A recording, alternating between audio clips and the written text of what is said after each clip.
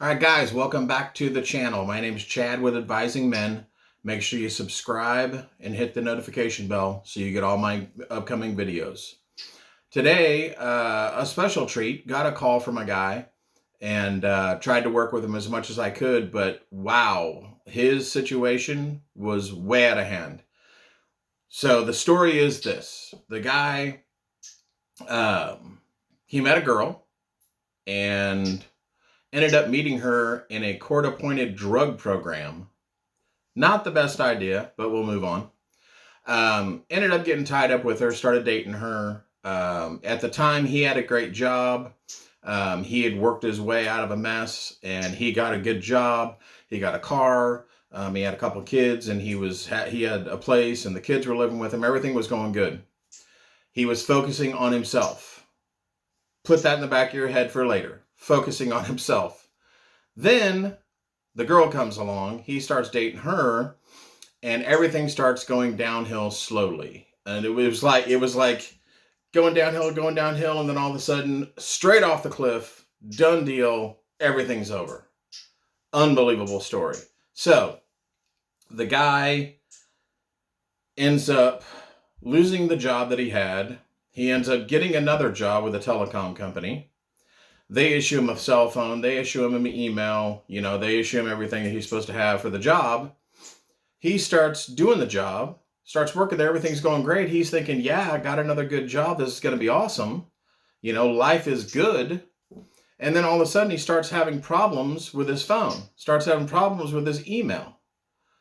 And, in this time frame, he's already gone out and bought this girl a ring. I mean, he's planning on marrying this woman. She's the love of his life. But he's not paying attention to anything else that's happening. Well, it also turns out that she had a son that was in prison. And about the time the son got out, he started having problems with his phone, with his email, even with his Facebook. And it even gets worse. So he's going along, and he's wondering what the deal is. He's living with this girl. They're together. It's, happily ever after. All this stuff is going on, but his life just keeps getting worse and worse and worse and worse, and he doesn't know what's going on. So I got some notes here. The biggest changes that happened as he was going through this mess, and it just, his life was about to implode, is when he went to use his phone and pull up a contact, and all the contacts were gone. Totally erased. Like the SIM card had been switched out or something.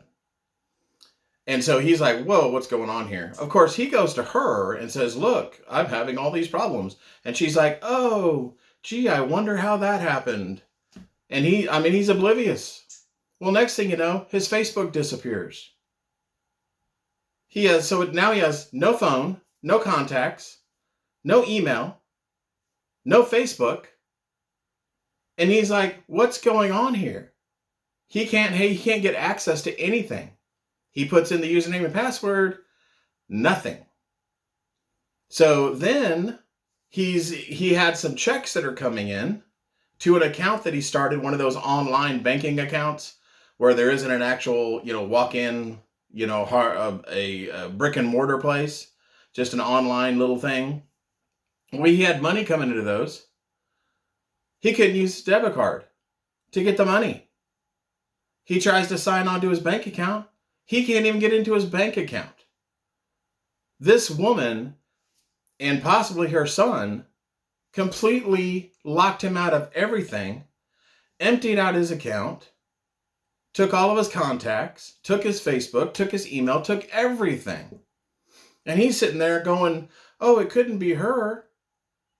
And then finally he starts, going, wait a second, what's going on? At this point, he and his fiance are living with her mother in her basement. Okay. So he's living in her soon to be mother-in-law's basement with the love of his life. So they're living there. Then all of a sudden, the mother-in-law decides, oh, you can't live here anymore. my daughter can live here, but you can't. She kicks him out. He's living with his fiance in his soon-to-be mother-in-law's basement. And his mother-in-law kicks her out. Are your spidey senses going off here? Are you starting to make the connections of what's going on? You thinking mother-in-law might be in on it too? So he has all this stuff going on. And he finally calls me. After, I mean, it's like irreparable. He finally calls me. And at the point he called me, get this, guys. At the point he called me, he still hadn't broken up with the girl. And they like got in an argument, and he drove over to his mom's house trying to stay with his mom, and his mom wouldn't let him stay there. So he's like literally sleeping in his car, and the girl comes over banging on his window like she's going to commit suicide if he doesn't come back to her after she stole everything he's got, stole his entire identity. This is craziness. So you can imagine I'm sitting there listening to this story going, you've got to be kidding me. This is happening right now. This is, oh man, cannot believe it. So after, I got his sob story where he has no money, he has no phone, he has no nothing, and he's living out of his car now. Living out of his car. Because he can't even stay with his, not now mother-in-law, I guess, because she gone. But yeah, he's living out of his car, calls me, rock bottom, like, what should I do? And I'm like, bro. I mean, he didn't know what he didn't know, and I get that. And he was blinded by love, and I get that. But I'm like, bro, what am I supposed to do?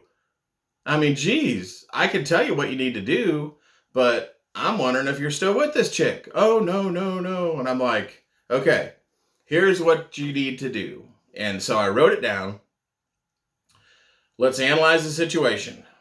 A lot of you guys probably already know the mistakes he made, but I hope that this video and the videos I continue to do when I talk to a guy, get an email, or I do coaching call or anything like that this helps you in some way, one way or another. So, number one thing that he did wrong. Remember, he had a good job. He had a car, had a place. Everything was cool. He was making money. Everything was good. Number one mistake that he made is that he stopped focusing on himself and his success and started focusing on her. That was the number one mistake. He did not continue to focus on his success, on his life, and making his dreams come true and his goals come to pass. He stopped all that and started focusing on her. Huge mistake. You can't stop your life and stop your forward momentum, because life is about momentum. You have to build momentum and then keep it going and keep it going. That's how you become successful. You don't start, stop. That never works. You always have to keep momentum going. And he stopped his momentum to placate and serve all of her needs or whatever she wanted. Okay, so obviously she saw that and saw a sucker and started playing her game that I'm sure she has done before, because one of the things I told him after he got done, I'm like, and do you literally think you're the first guy she's done this to? And he said yes. And I was like, bro, she knows how to play the game. That's why she did it so well on you. But anyways, let's move on. So he stopped focusing on his success, started focusing on her. That was the first mistake. Secondly, he was unaware. He didn't know what he didn't know. He was unaware of all the red flags that were popping up with this girl. Okay, so let's go through a few. Number one, met her in a drug program. Red flag, no. That should completely disqualify a woman from a relationship with a successful man. That's it. You meet her in a drug program. Number one, you shouldn't be there. But he met her in a drug program, and it's love at first sight. No, that's birds of a feather flock together. And they usually stay at the same level of success, too, the whole time. So met her in a drug program. Red flag. He didn't vet her properly for any issues. He didn't know her son was in prison. He didn't know what level of addiction she had. He didn't know she had gone through any abuse or anything like that. I mean, who knows what this girl's other ex-boyfriends were? I mean, and obviously dad's not in the picture. So it's like, wow, red flags everywhere on that. And next, he didn't investigate her background and find out as much as he could about her. If I wanted to date with a girl and I was like, man, this is a cool chick, I want to hang out with her. And then she's like, oh, by the way, I'm graduating from this drug rehabilitation program, and I would immediately start asking questions like, okay, what are you doing? Do you have your life together? Blah, blah, blah. There would be questions. I'd be trying to find out. I'd be calling friends of mine to say, hey, look this girl up, if I really wanted to see what the deal was. But more than likely, that would be enough of a red flag for me to be like, thanks for having dinner with me. Thanks for the coffee. I'm out. But he didn't do that at all because he was blinded by love. He was like, oh my gosh, she's so beautiful. I could never get a girl as beautiful as this woman. Whenever you think that, you're wrong. There's another one out there. Trust me. Next, he didn't vet her mother. When he started living at her mom's place, I guarantee he didn't vet her mother at all. He didn't know, okay, who is this lady? What's going on here? Is there any past here? Where's her ex-husband? Where's her dad? He didn't ask any of these questions at all. So red flags are popping up everywhere. That's just a few. I'm not going to go through the entire list because we'd be here all night. That's a few of the major red flags. The last mistake he made is he gave her too much access to his personal information. You never give anyone that much access to your personal information. If you're married and you buy a house together, whatever, that's a different story. But he's not even married to this woman. And he's like, oh, here's my cell phone. Here's my email. Oh, here's all my usernames and passwords. Are you kidding me? How in the world does that even make sense? I mean, I understand there needs to be some transparency in a relationship, but in the steps of that relationship is where the transparency, builds too. But when you're with her for a couple years, you don't have your stuff together, you're living in her mom's basement, bro, that's not the time to go, oh, by the way, here's my username and here's my password, and you can check my Facebook because you're so jealous, red flag, that you need to monitor all my stuff to make sure that no girls are talking to me. Another red flag. He gave her complete access to everything. And then at that point, she controlled all his assets. And then we're like, oh, I need $50. Pull it out of the account. Oh, I'm going to check Facebook. Oh, here's another argument about some girl that friend requested him. That he went to church with. I don't know. I mean, craziness. So the moral of the story is this. You get involved with women that have obvious red flags and obvious issues. This is how it turns out. You always have problems. Your goal should be to be with a woman that you are attracted to, that is fun, that is easygoing, that has a good personality, that is beautiful to you, that you can have a good time with. You don't need crazy in your life. But this guy gave us a glaring example of what not to do when you meet a chick. Okay, so everybody, right now, on your list of places to meet women, cross off meet her in a court-appointed drug program. Okay?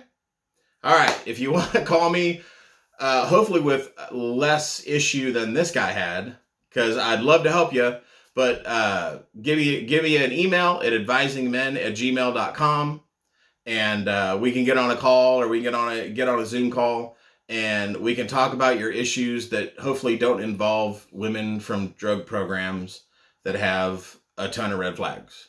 But could be, we'll try to work our way through it. So there you go. Enjoy that one, guys. We'll talk to you later.